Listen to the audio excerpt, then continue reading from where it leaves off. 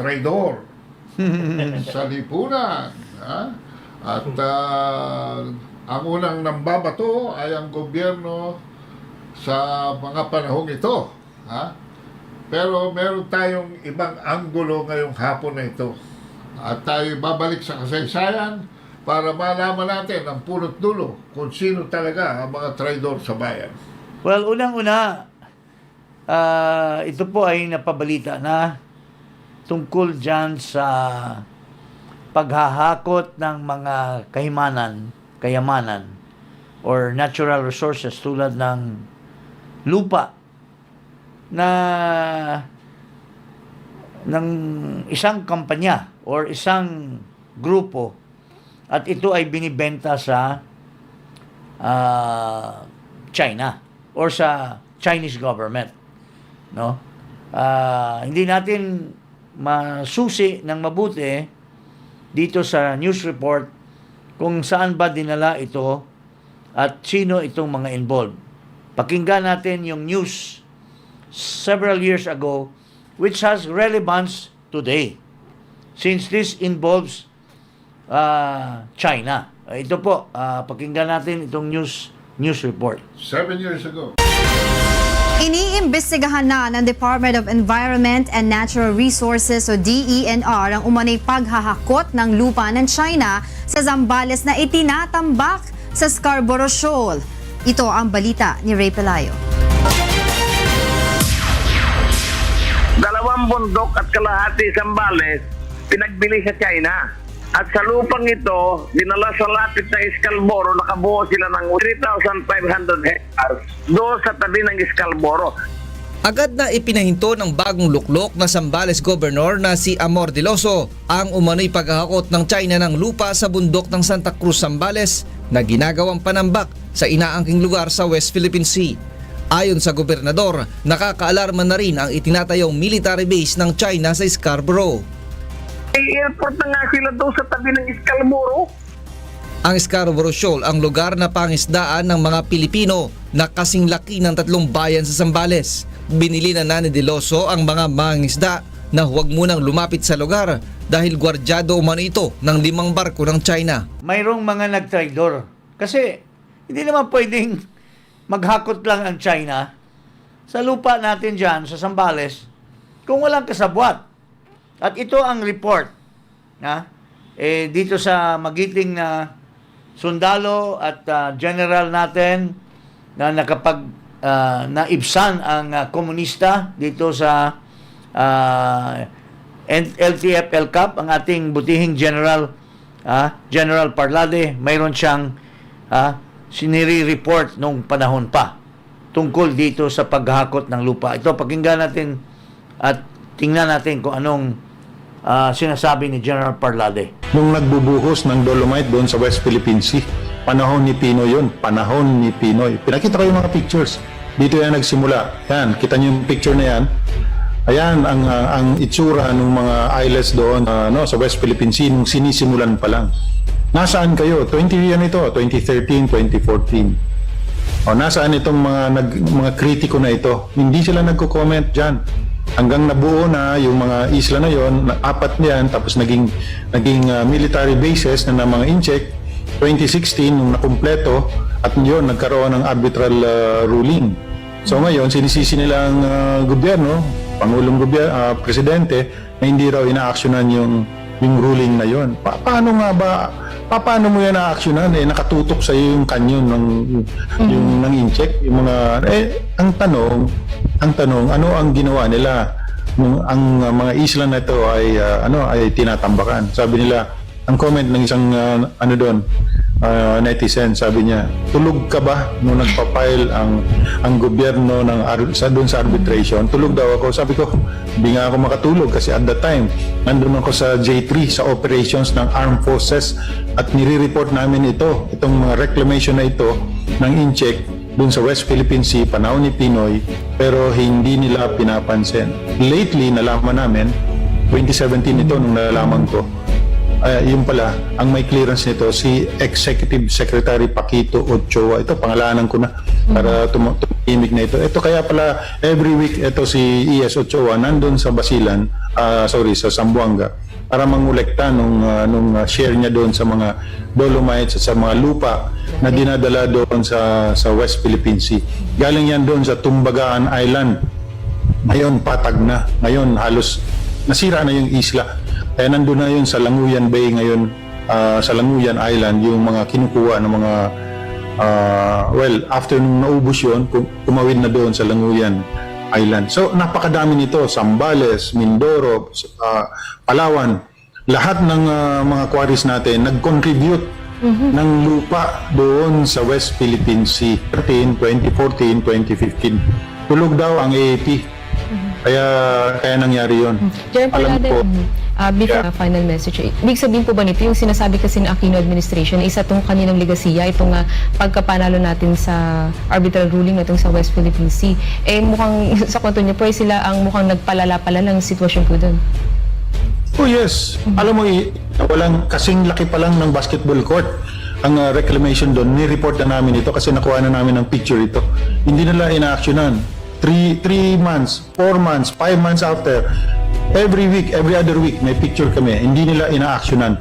Alam mo, nung meron malaking building doon sa isang isla, eto na nga, mga military structures na yung nandoon, ayun, may lumusot niyan sa media na litrato. At doon nagsimulang malaman ng taong bayan na mayroon palang nangyayaring reclamation doon. Ano ang ginagawa ng ng Pilipinas? Wala. Bakit? Kasi binibili sa kanila, binibenta ni Paquito Ochoa yung mga lupa. Wow. So he earned from it. Oh yes, Ibinenta definitely. pala tayo. Binenta tayo. Ngayon, sasabihin nila ang traidor yung Pangulong Duterte, administrasyon nito. No, I'm sorry. Executive Secretary Ochoa, nananahimik ka. Ang tagal ko na itong sinasabi. Walang sumasalungat dun sa sinasabi ko. Kasi alam nila, totoo ito. Ang daming sundalo nakakalam yan.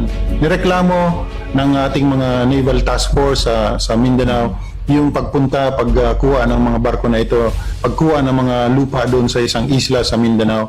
Alam mo ang sagot ng Malacanang nung pinadala namin yung report? No, you secure them. Pinasecure pa doon sa Navy yung barko ng Incheck na naghahakot ng lupa. Albert de Rosario, do they know this? I think they know it. Sa highest level, alam nila ito. Kaya yung tribunal na yan, drama-drama lang yan. I even asked the Chief of Staff then and the Secretary, National Defense, Sir, why don't you call for the convening of the National Security Council? This is serious. Ilang isla na yung, alam mo, wala pang alam ang buong Pilipinas noon na mayroon ng reclamation. Why? Kasi nga sinusuppress yung balita. Walang lumalabas na litrato, walang lumalabas na ano. Ang sabi ng Malacanang, let's maintain our relationship with China. Let Aquino said that. Noynoy Aquino presidency said that. Yes. At kaya hindi nag-convene ang National Security Council kasi siyempre malalaman ng ibang presidente bakit ganyan ang nangyayari. National Security Council kasi kasama dyan yung mga past presidents, ang dami kasama doon. Wala, 6 na tao lang ang nag-attend ng meeting na yun. So ang desisyon, wag nating let us not rock the boat. Ituloy lang yung kaso, but let's not rock the boat. Why? Kasi for every barge na puno ng lupa na tinatambak doon sa West Philippine Sea, ang laki ng kinikita ng ni Ochoa. At saka yung mga kasama pa nila dyan. Sino pa yung iba? Sino pa yung iba? Sila Lacerda? I don't know really. Okay, basta you're just sure about Ochoa. Oh yes, kasi every week nandun yan sa Zamboanga, nangungulekta ng duffel bag ng pera niya. Grabe. Saan ba itong Ochoa ngayon? Ha? Sino ba itong Ochoa na ito? Ang sinasabi? Ha? Ito ang partner ni Lisa Marcos sa kanyang law office. Ha? Marcos Ochoa. Ha? Serapio Tan. At noong panahon na yan, partner pa sila sa law office nung Most. So, hindi naman natin sasabihin na nung panahon na yun ay nakikinabang din si Lisa Marcos sa pinagkikitaan ni Ochoa dyan sa... Yan ang mga dapat imbestigahan. Dapat imbestigahan itong Ochoa na ito. Kasi nasaan ba itong Ochoa na ito ngayon? Marcos Jr. Hindi ba nasa opisina mo ito or advisor mo ngayon ito, Mr. Marcos Jr.? At saka bayaw yan. At saka housing. Kaya nga nalagay yan si Acuzar dahil dito kay Ochoa. Oo. Magbayaw daw yan. At saka tinutulugan ng mga members ng Commission on Appointment yung conflict of interest. Oo. Nitong si Putol. Putol daw ang tawag nila dyan eh. Itong si, what's the name of this guy? Yung secretary ngayon ng Human Settlements. Oh, si Acuzar. Acuzar. We are not making Acuzar here, ha? We are just, We are not accusing. we are not accusaring here. We are just saying that itong Acuzar ay brother-in-law ni Ochoa. At si Ochoa, partner ni Lisa Marcos. Sa Marcos. At Ochoa ay nabalitaan natin na advisor ngayon sa kasalukuyang administrasyon. Oo. At may mga nagsasabi na siya ang nagtulak kay Acuzar na magiging Secretary of the Housing. and Settlement. And that is a conflict of interest dahil ito ang isa sa pinakamalaking kontraktor ng housing. Oh. So, what will prevent him from pushing his company to get the transactions of the housing authority for his company to gain more money from the government? Ang dami kasi naghahanap ngayon ng mga trader from within daw. From within. Yes. O, anong tawag mo riyan? At saka ito rin yung na-chismis na yun ang naghinto. May in-expose na papeles si Ginang Marlica at ito ay kinonfirm ni President Duterte na itong PIDEA ay nagkaroon ng aksyon na i-raid yung isang Request for operations. isang aksyon na i-raid yung isang Suspected venue, a condominium in Rockwell. Na yun daw ay ito yung venue ng mga nagko-cocaine. Ang isa sa naglalagay ng pangalan ay itong si Maricel Soriano, di umano, at itong Bongbong Marcos. At sabi nitong operative ng PIDEA, hindi daw nila na ituloy ang pag-raid dahil mayroong isang cabinet secretary na pumigil. And di umano, it turns out to be this guy by the name of Ochoa. Yun ang sabi sa vlog ni Maharlika, mga kababayan.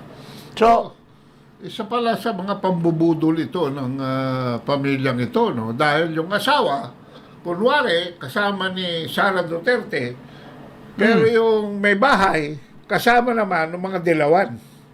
Paano? Yung may bahay ng presidente. Si Marcos Araneta. No. Dilawan pala. Kahalubilo mga dilawan. Dilawan. Kaya nga tuwang-tuwa ngayon yung mga dilawan, tulad nung isang sumisiping sa driver. At gumastos ng pera galing sa drugs. Ayan, isa yan. Mayroon pang isa dyan. Yung spokesperson ng talunan na kandidato ng Dilawan for president. Mayroon pang isang dating ni Noynoy Aquino, cabinet secretary sa politika. Daldal din ang daldal. Dati bungal yan dati eh. Ngayon nakabili na ng pustiso. At di umano, tinutulak na nitong may bahay na mawala si Sara Duterte para ang ipapalit niya ay yung kalaban ni Bongbong Marcos na hindi lang dilawan, kundi pinklawan. So, ito yung mga nandyan ngayon. Nandyan ngayon ng mga sabi ni Aimee, ito yung umaamuyong. Itong Ochoa, nandyan sa Malacanang daw, yung isang spokesman, yung isang niligtas ni Bongbong na nakipagsiping parati sa driver. O ito namang isa yung bungal dati na nangligaw ng or boyfriend daw ito ng isang senador na leftist. Ito ngayon yung nagtutulak natanggalin si Sara kasi gusto niya ilagay si Leni Robredo. So going back to the expose of Parlade, Mr. Marcos, ikaw ay pinapalabas mo, Mr. Marcos, Macoy Jr., na si Duterte mayroong mga secret deals. Hindi naman pala totoo according to Parlade. Biniblame niyo si Duterte. Ang may malaki palang sala, Secret? ang may secret deal pala dyan sa Scarborough Shoal ay ito. Minimension ni Duterte, ni Parlade na si Ochoa na kasalukuyan na kakampi nyo. Anong masabi mo dyan, partner? Masasabi ko dyan, hindi pwedeng hindi alam yan ni Lisa Araneta Marcos dahil sila pa ang magkasama sa abogasya. At ano dapat ang gagawin yan? That's treason Di ba? Treason. Hindi ba pwedeng imbestigahan at si Parlade is more than willing to testify because he has pictures, he has knowledge of the fact na nagbibenta at kumikita pa itong si Ochoa dito sa kalukuhan na ito. Kasi laki nung panahon ni Noynoy Aquino. Kasi laki pa lang daw ng basketball court. Nakuha na nila yung picture. Tapos, nagsasabi si Del Rosario, may he rest in peace, na, itinregler tayo ng China. Naglagay sila ng, reclamation. Naglagay sila ng, base dyan sa Scarborough Shoal. Pero, turns out pala, na yung kasama niya, na amo niya doon sa executive secretary nung panahon na yon, yung pala daw ang nagsusupply. Supplier. At nagbuo nung Consortium. reclamation ng Scarborough Shoal. Tingnan mo. Ito dapat ang bibitayin. Dapat ang mga taong bibitayin ng ating mga taong bayan. At dapat malaman ito ng armed forces at saka ang mga ordinaryong mga sundalo at mga pulis na ito ay moro-moro lang lahat ngayon dito sa administrasyon na ito. Yung pala mga islang yan ay joint project ng China at saka ng Pilipinas. Yes. Courtesy of what Parlade says, Mr. Ochoa. Can you imagine that? Tayo ay nanganganib sa gera kasi hinahabol natin yung China. At the back of it pala, it's a Filipino traitor who is the one supplying all these mga materials na to. Can you imagine that? Next time, kausapin natin dito sa ating program si General Parlade. Imbitahin natin. So, yun po ang nakakatakot ngayon. Hindi mo na alam kung sino talagang mapagkatiwalaan natin sa gobyerno ni Marcos. Tapos, it's now being controlled by Dilawan kasi itong asawa ni Marcos ay Dilawan din naman ito Pinsan ni Marrojas ito So, she was never Duterte by heart. Actually, sinusuklaman niya yung mga pamilyang Duterte. Noon pa, nagtanim na siya dyan. Nagtanim na siya, noon pa. Okay. So, yun po mga kababayan. Now, talking about betrayal also. Another secret. Another secret is ito. Sinong may kinalaman dito sa disqualification ni Mamba?